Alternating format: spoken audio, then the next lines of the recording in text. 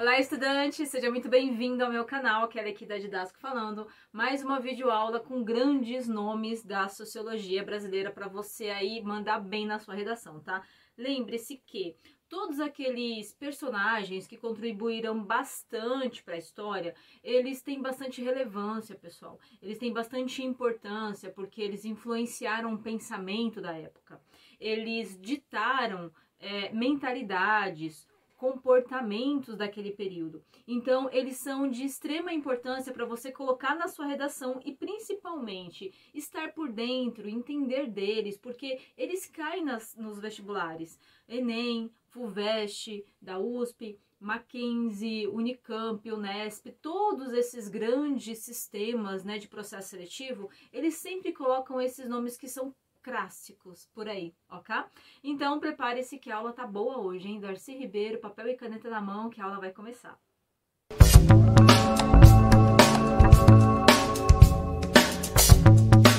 Antes da gente começar a nossa aula, quero te dar 2 recadinhos especiais. Tudo que você tá vendo aqui é uma amostra, é uma parte do nosso curso de redação. Isso aí, tem um curso de redação com grandes pensadores, com grandes fatos históricos, com elaboração de redação parte a parte, linha a linha, parágrafo a parágrafo para você. Aqui no link da descrição ou no link da bio, clica lá e você vai direto para a plataforma, tá? Lá tem algumas aulas gratuitas. Isso aí, você já chega experimentando como é que funciona, para depois você adquirir. Olha que moleza, tudo pensado para você, tá?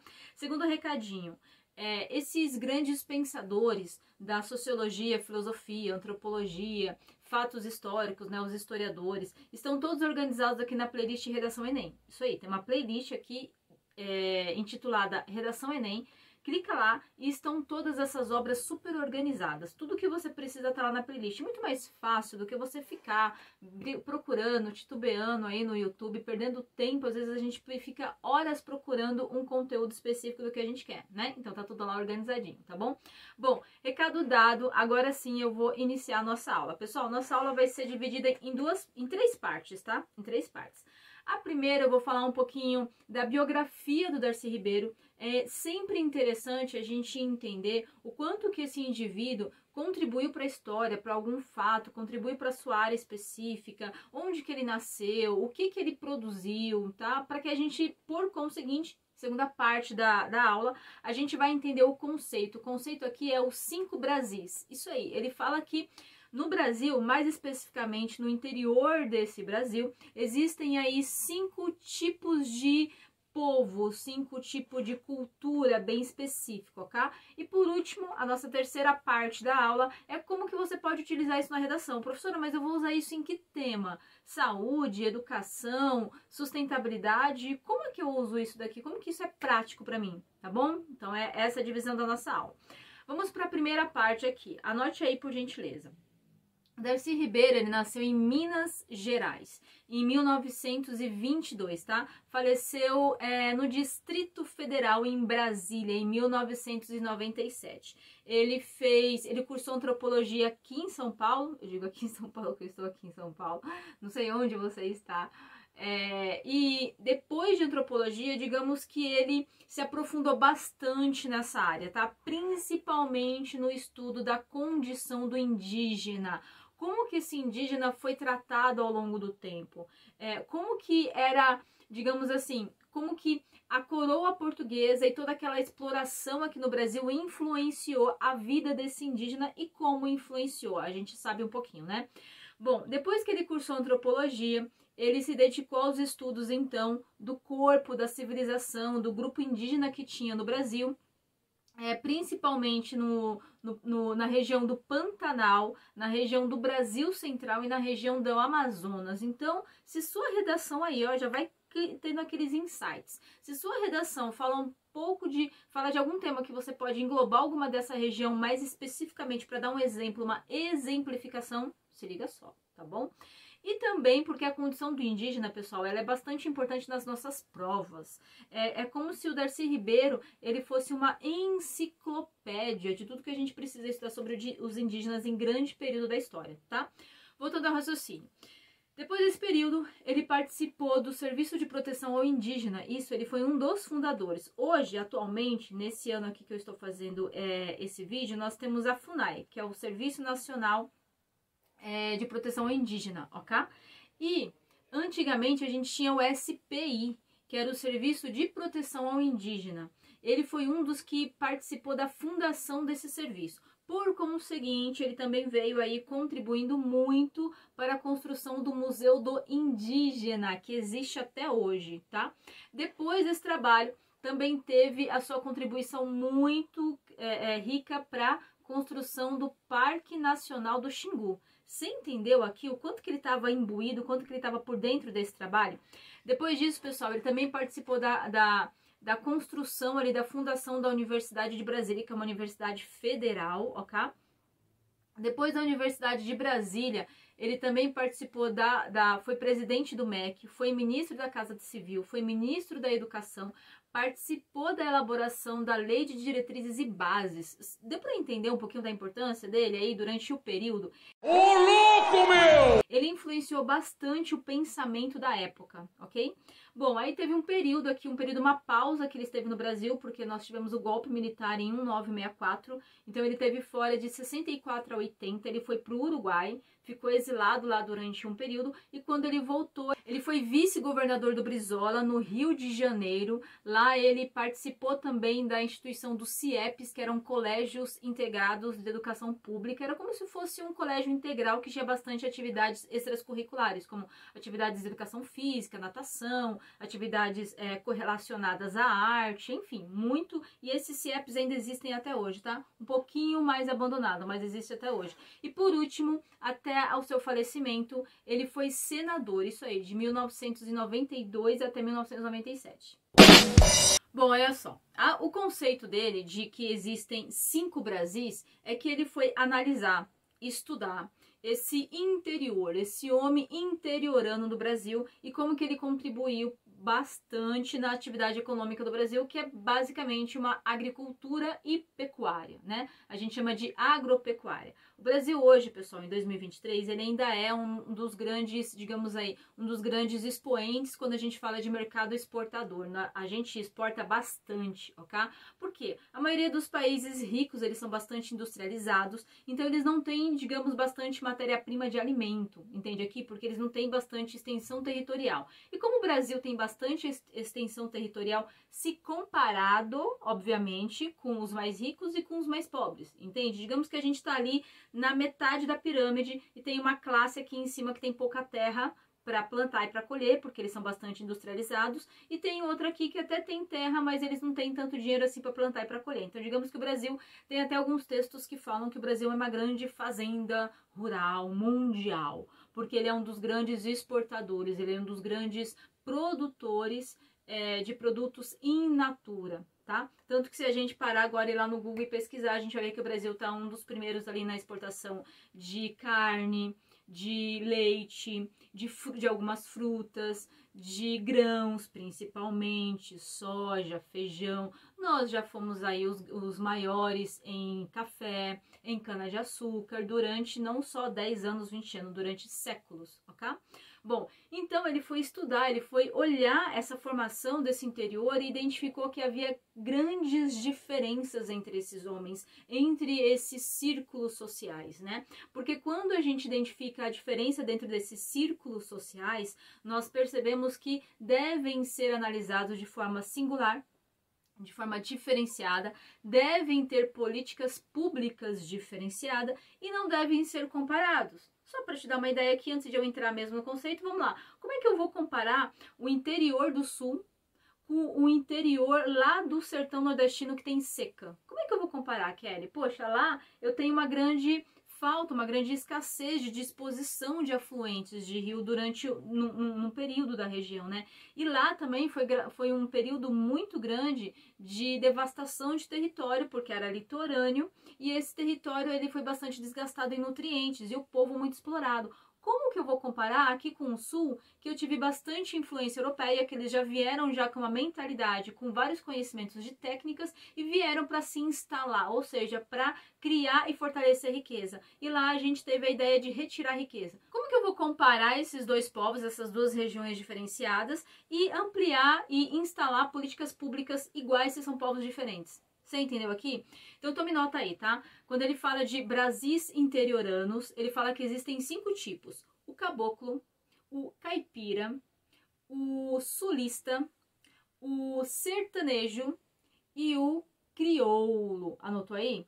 Bom, existem esses 5 tipos, tá? Eu vou falar de cada um e uma especificidade de cada um, para ficar bem claro na sua mente aí o que é, de repente, assim, o lado bom, a grande vantagem daquela região interiorana ou a grande desvantagem daquela região interiorana. E é justamente essa vantagem ou desvantagem que fica mais latente, que aparece mais nos números, que aparece mais na economia, que aparece mais, digamos, na organização social dessa região, porque afinal de contas, as regiões, as sociedades, elas se organizam dentro de uma produção econômica. Tudo gira em torno daquela produção econômica. Se a produção econômica ela é rica, vai ter ali uma população, obviamente, com hábitos, costumes, cultura, enfim, um pouco mais elevado. Se ali tem uma economia mais escassa, de mais miséria, vai ter uma política, uma economia, uma cultura de mais escassez. Fez sentido aí? Então vem comigo aqui, tá?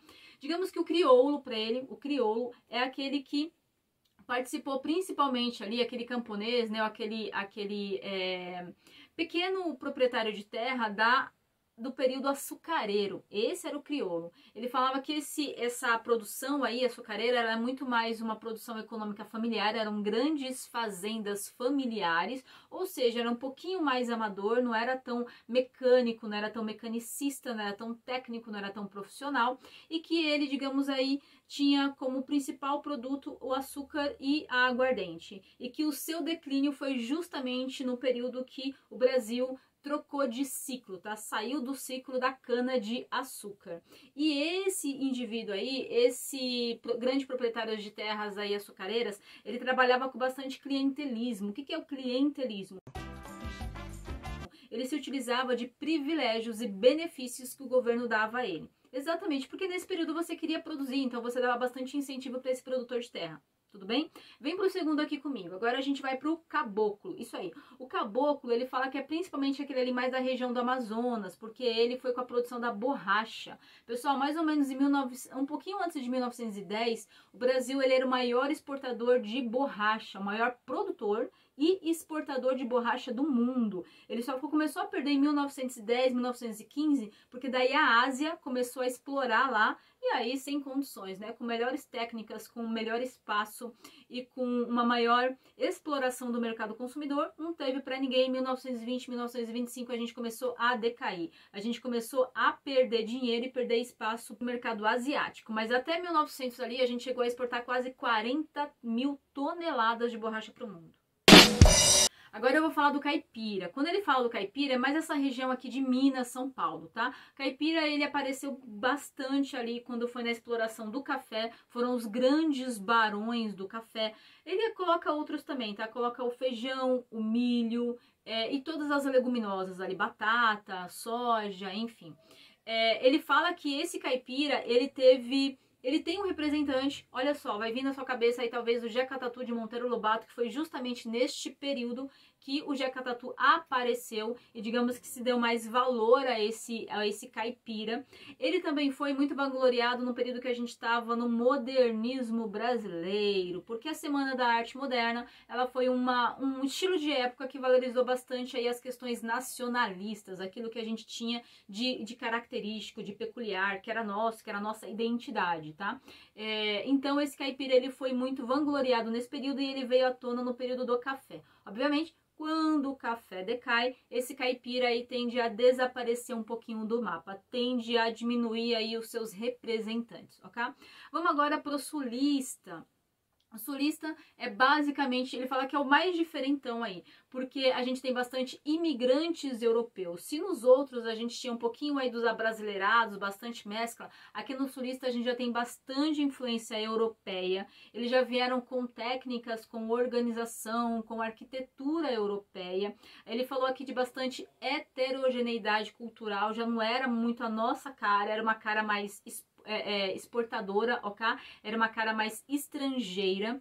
Aqui, quando ele fala disso, é principalmente a questão dos grãos nessa região. Vamos lembrar que lá são bastante pastos, um pouquinho de gado também. A gente fala dessa região e já vem a ideia das missões jesuíticas, que junto com os europeus imigrantes, quem também contribuiu foram as missões jesuíticas que estavam lá com o intuito de doutrinar esses novos fiéis, de converter novos fiéis, ok? E obviamente ele fala que quando essa região aí ela perde um pouco espaço para outras regiões do Brasil que vão aparecer, principalmente Brasil Central ali, aí ela começa a perder um pouquinho de espaço. E por último, não menos importante, a gente tem aqui o sertanejo. O sertanejo ele já vai falar que é um sertanejo mais ligado para uma atividade econômica do gado, principalmente da pecuária.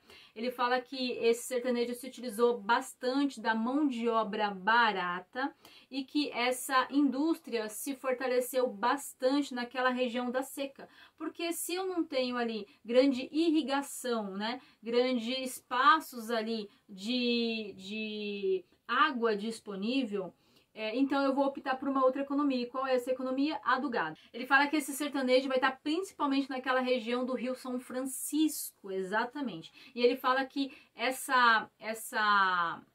esse representante, ele é um do que mais sofreu, porque por grandes períodos, mesmo assim, as grandes secas, as grandes estiagens também faziam o gado sofrer, também fazia com que perdesse bastante gado, também trazia bastante prejuízo. E que a transposição do Rio São Francisco talvez foi o primeiro momento em que se olhou para essa região, ok? Você percebeu aí, pessoal? Já vou para a terceira parte da aula, tá? Você percebeu aí que ele está falando justamente que existem, obviamente, atividades econômicas no meio rural, mas que todas elas se diferenciam tanto por facilidades quanto por dificuldades. E principalmente por características costumeiras, culturais. É bem diferente a gente separar o sulista lá do sul, né, que é o imigrante, com o caipira lá do Nordeste, né? Então ele fala, olha, não dá para você fazer essas comparações porque eles têm características bastante diferentes. Aí vem o conteúdo da nossa redação.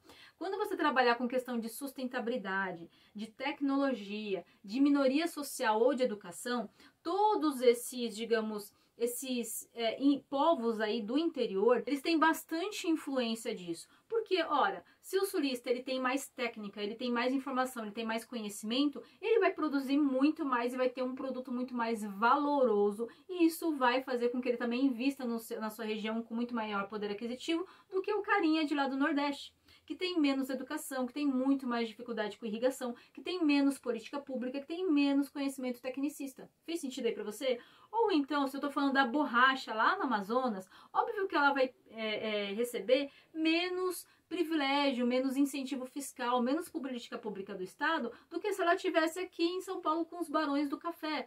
Tanto café em São Paulo quanto leite em Minas. Lembra ali a política café com leite? Que foi até um período de política de Estado, onde você beneficiava principalmente esses dois estados e deixava ali o restante do Brasil meio esquecido, porque esses dois estados, por outro lado, eles, digamos que, produziam bastante riqueza e que essa riqueza era distribuída para outros estados. Eles seguravam economicamente boa parte dos investimentos direcionados a toda a região brasileira.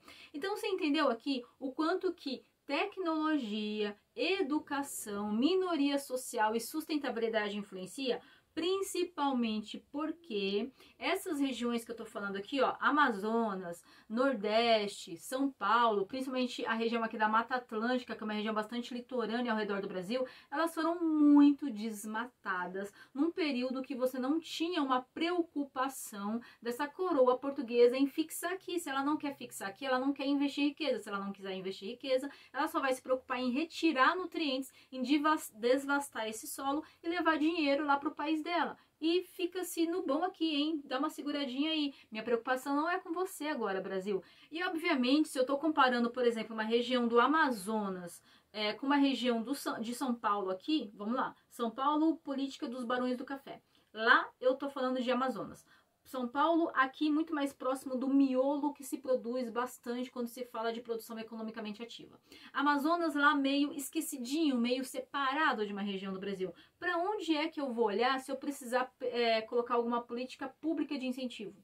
O que está mais perto de mim, o que está mais perto de eu administrar. Faz sentido aí para você? Outro segundo ponto muito importante, pessoal. O Brasil, ele teve algumas regiões, algumas matas que elas foram devastadas não em uma década, não em 50 anos, mas em 3, 4 séculos. A Mata Atlântica, que é justamente essa região litorânea, né? Pensa aí no mapa do Brasil, sabe ali o litoral? Aquela região litorânea ali é bastante ocupada pela vegetação da Mata Atlântica. E você tem lá no Cerrado o Pantanal e o Cerrado que fica ali próximo da região central. Pega um pouco de Mato Grosso do Sul. Foram as regiões mais devastadas quando a coroa portuguesa estava aqui e quando a gente começou a dar um boom aí com o desenvolvimento das revoluções industriais no século XX. Então foram praticamente quase 500 anos que você não olhou para a sustentabilidade. Você não quer resolver um problema de 500 anos em talvez 5 anos, 1 ano, 4 anos de política pública. Para um problema complexo de 500 anos, que foi a devastação das nossas regiões, das nossas vegetações nativas, você demanda também uma solução bastante complexa, uma solução a longo prazo, uma solução que ela seja muito mais de cultura do que de simples metas para se alcançar. Por isso que você já deve ter ouvido falar do Protocolo de Kyoto, do Rio+20 e de tantas outras tentativas de se fazerem conferências, reuniões mundiais e colocarem metas para emissão de gases poluentes, poluição de rios e mares, utilização de matéria-prima verde. Você já deve ter visto bastante isso, mas que isso não se encaminha, isso não tem uma constância, isso não sobrevive ao longo do tempo. Porque, obviamente, parece ali questões que você quer resolver em 5, 10 anos, que são produtos de situações de 500 anos. Fez sentido aí? Você viu como que você consegue dar bastante embasamento científico para sua redação? Principalmente porque é um livro de um antropólogo. É um livro de um antropólogo que no século XX ele influenciou bastante o pensamento, a cultura, a mentalidade de uma elite que estava ali administrando a região brasileira. Bom, melhor do que essa aula aqui, olha, só se ir lá ler o livro dele, pessoal, porque está aqui tudo mais condensado quando o conteúdo é os 5 Brasis de Darcy Ribeiro. Bom, por hoje é só isso. Ironicamente, né, pessoal? Porque aqui teve bastante conteúdo. Comenta aqui se você quer algum outro conteúdo dentro dessas aulas, se tem algum outro conceito dele ou de algum pensador que você gostaria também de ter exemplificado, né, detalhado para você colocar aí na sua redação. Se esse vídeo fez sentido para você, se deu aqueles insights, se você está olhando o tema de uma forma diferenciada, se te abriu as ideias e a visão, compartilha o conteúdo com aquele amigo ou com aquela amiga que você sabe que está precisando também dar o up aí nos estudos, que vai fazer um vestibular, vai fazer uma prova. Eu tenho certeza que ele vai te agradecer, tá bom? Agora sim, pessoal, muito obrigada por hoje. Espero mesmo ter colaborado. E vai lá, gabarita essa prova.